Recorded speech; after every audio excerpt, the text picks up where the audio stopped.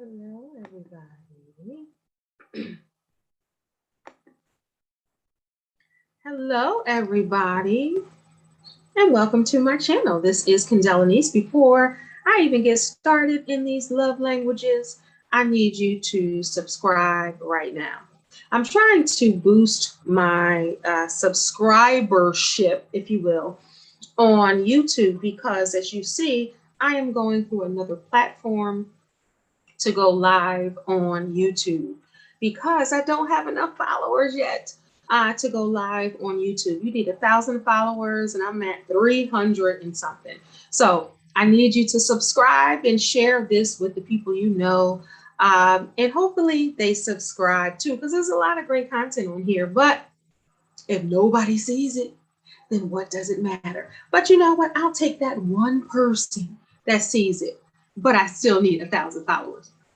All right, so I came on here quickly. A little bit about me. You know, I'm a transformational life coach. I go by the name of the Remix Coach. For more information about that, visit livingtruelivingyou.com. Book your free consultation, your free 30-minute consultation. Well, like 25 minutes, but usually it goes over, but don't tell nobody. But your free consultation at livingtruelivingyou.com. All right. So everybody and their mama talks about 5 love languages, right? Everyone's like, well, what is your love language? You know, your love language is this. Take the test, take the quiz, see what your love language is. Now, it came from Gary Chapman's book in 1992. Some of you, I was alive. I was grown. Some of you weren't even alive in 1992, but you're still talking about love languages. So his book blew up talking about love languages. So anytime that someone's in a relationship or looking for someone or trying to be booed up, they're talking about love languages. So you take the test to see what your love language is by the questions that are asked and how you answer the questions. Now, throughout my life, I have taken a number of these tests. Take it in your 20s, you know, take it in your 30s, your 40s.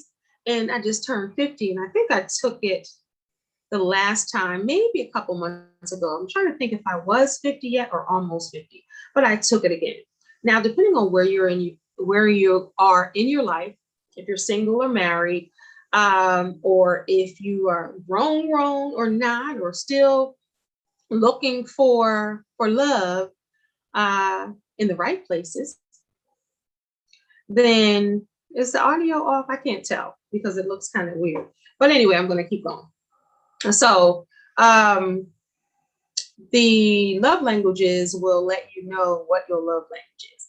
Now, Gary Chapman says there are 5 love languages: affirmations, like words of affirmation; quality time. Do you like to spend time with your boo thing? Physical touch. You know what that is. A little touchy on the arm, on the buttocks, on the head, on the, leg, wherever you like physical touch, holding hands. And then acts of service, like, can you put gas in my car? Can you vacuum the floor? Can you open the door to the car? Can you, acts of service. You know what? I thought about this so you don't have to. Acts of service. Yes, cooking and all that.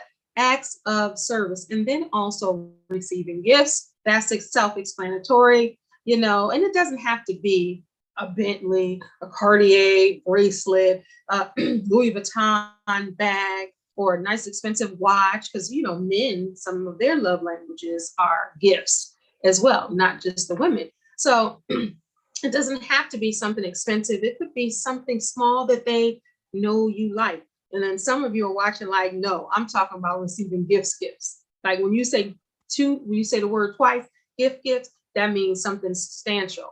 So, and it depends. Some people's love languages are right at the top, gifts, or, acts of service or physical touch. And again, those are 5 love languages. Now, the thing is, and the issue with it is, yes, those are great. Those are amazing. We get in where we fit in, and I know my love language is, affirmations and acts of service. Those are my top ones, and all of them matter. Gifts were at the end, but I do like a gift. I like a good gift, honey. So I'm not sure. I guess the way that I answered it, the way it was set up, it was like gifts are towards the end and physical touch is towards the end. But no, I just like affirmations first, and I like acts of service. It doesn't mean that you don't like the others if you score higher in each one. It just means the value of it. And like I said, it could have been physical touch when I can't remember what it was, but when I was in my 30s, or it could have been quality time when I was in my 20s, or, I don't remember what it was, but sometimes they shift depending where you are in life. But I was thinking yesterday, and I said I was going to do a quick video about this. So I literally just turned the camera on and doing a quick video. But often your love language can be something totally different. So I don't want you to get stuck saying, okay, well, none of these are mine or all of these are mine. The 5, the affirmations, quality time, physical touch, acts of service, receiving gifts. Well, mine don't fit in there anywhere. But your acts of I know one of mine that are nowhere near on this list. But a love language of mine is someone loving me and understanding me for me. That's a love language. When somebody like can get you, that is a love language to me. If somebody totally understands you, gives you the benefit of the doubt, and loves you. Now, it doesn't mean that you're not, it doesn't mean you're perfect and you can't change or grow. But if somebody can love you, like you need to be loved, that is a love language. And oftentimes people love you from the capacity and the space they're in. So they only can give you what they have, right? Or that what they try to do is love you how they love someone else. And everybody's love language and the way they need to be loved is different. It's not all the same. But if they don't have the capacity to love you like you need to be loved, then that's communication and the conversation. And I did on my podcast, Shine with Kendell Lenice. Make sure y'all check that out. Subscribe where all podcasts are played. I even have the video uploaded here, I believe.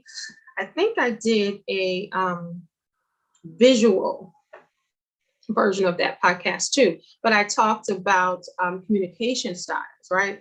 So each person's communication style is different. Each love is different. You know what else is a love language for me? Stimulating conversation.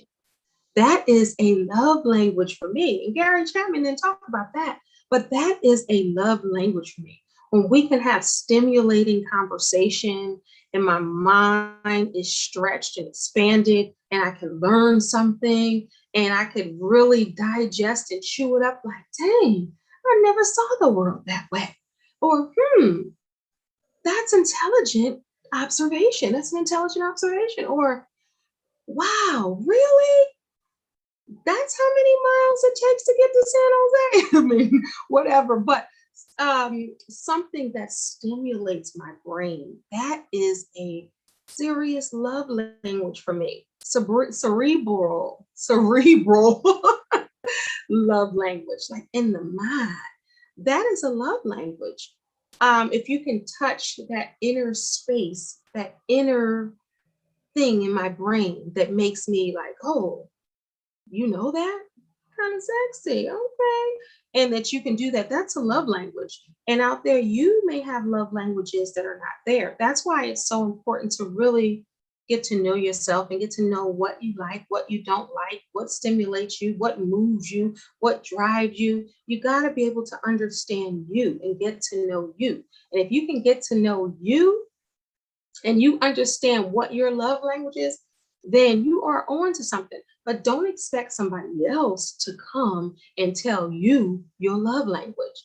It's about loving yourself in that kind of way. And you can give what you want from someone else to yourself, that love language. And then you'll be able to receive it and understand what kind of love language you have as a person. So I just wanted to quickly just say that because I was thinking about that. I was like, even as a coach, even when if I do relationship coaching or read a book or on a panel or, people always talk about love languages. The 5, affirmation, quality time, physical touch, acts of service, and receiving gifts. Now, that is Gary Chapman's love language, and he created the love language to even have the language to talk about that. And that was in 1992. So you can always add your 5 love languages, your personal 5, and talk to who you're in pursuit of, who you're pursuing. And if you're married or in a relationship right now, you can define your own love languages and talk about your love languages to your mate or potential mate. But if you're single, that's okay. Write down your love languages. And then when you meet someone, dating someone, see if they check off your love languages so you can be loved the way you need to be loved, right? Because all we want is love, right? But you have to be able to know what kind of love feeds your soul. And that's why communication is important, to talk to your spouse, your boyfriend, your girlfriend, or your potential suitor. Know what you want, know what you like, and then that way you're able to define your love languages for yourself.